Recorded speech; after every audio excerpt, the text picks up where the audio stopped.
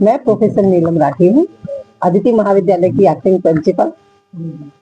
और कार्यक्रम के बारे में क्या कहना चाहेंगे, क्या उद्देश्य कार्यक्रम का? जी, अदिति महाविद्यालय ने अखिल भारतीय साहित्य परिषद के संयुक्त तत्वावधान में 3 दिवसीय राष्ट्रीय संगोष्ठी का आयोजन किया, जिसको फंड जो है वो ICSSR कर रहा है।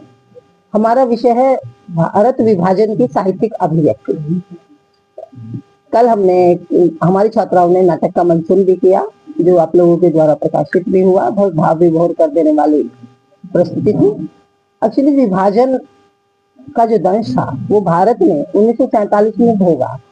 इसके बाद जब पूर्वी और पाकिस्तान विभाजन हुआ, अलग हुए, तब भी बंगाल की तरफ से अनेक दुखों के साथ जो है वो भारत में आए।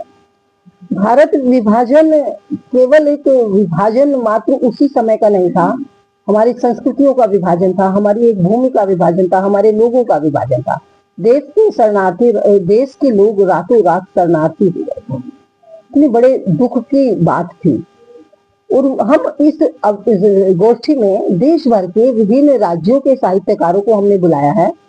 कश्मीर से हैं, कन्याकुमारी मतलब केरल से हैं, बंगाल से हैं, पंजाब से हैं, राजस्थान से हैं, सभी प्रदेशों के लोग हैं, मध्य प्रदेश से हैं, उत्तर प्रदेश से हैं, दिल्ली से हैं।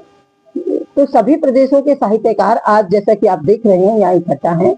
उनका मुख्य उद्देश्य यही है कि वो उन कारणों पर हम विचार करें, जिनके कारण भारत विभाजन हुआ।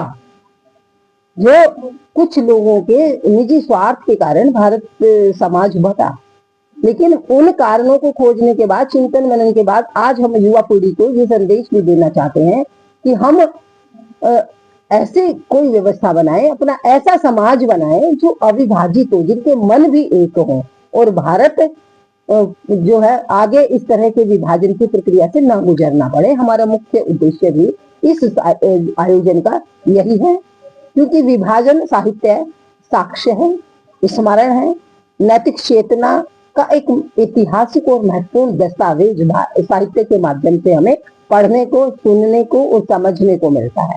जब हम भारत विभाजन से संबंधित साहित्य का अध्ययन करते हैं, विश्लेषण करते हैं, अनेक प्रश्नों से जूझते हैं, उन कारणों पर बात करते हैं, तो हम ये मानते हैं, हम ये पाते हैं कि भारत की जनता ने कुछ लोगों के हाथों छली गई। उस समय भारत और पाकिस्तान का जो बंटवारा हुआ, इसका जो दर्द है आज भी लोगों के दिलों में जिंदा है। तो आज जो बच्चे इस विषय पर बात कर रहे हैं, मनन कर रहे हैं, तो बच्चों का क्या कहता है?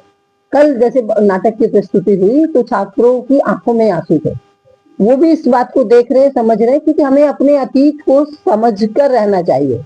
बच्चे जो आज इस पर चिंतन मनन कर रहे हैं, तो वो भी समझ रहे हैं कि उनका अतीत, उनकी स्मृतियां कैसी थी और किस तरह से विभाजन हुआ, तो हमारा एक समरस समाज कैसे बने, इस पर भी मुख्य रूप से आज हम इसमें बात कर रहे हैं। और छात्र भी ये बात समझ रहे हैं कि हमारी उन्नति, हमारा विकास तभी संभव है जब हम एक समरस समाज की स्थापना करें और भारत को बार बार इस तरह के टुकड़ों, इस तरह के दंश, इस तरह की त्रासद स्थितियों से न गुजरना पड़े।